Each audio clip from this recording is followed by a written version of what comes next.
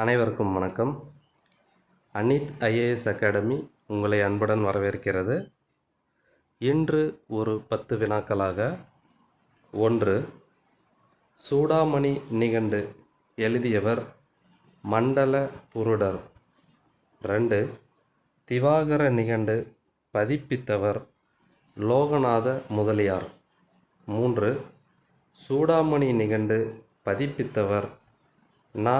ஆறுமுக நாவலர். 4. சதுரகராதி முதல் அகராதி எழுதியவர் வீரமாமுனிவர். 5. பழமொழி அகராதி வெளியிட்டவர் லாசரஸ். 6. தமிழின் முதலாக வெளிவந்த கலைக்களஞ்சியத்தின் பெயர் அபிதான கோசம். 7. செந்தமிழ் அகராதி வெளியிட்டவர் டி.சி. கந்தையா பிள்ளை. 8. திராவிட மொழிகளின் அடிச்சொல் அகராதி தந்தவர் பர்ரோ யமனோ. 9.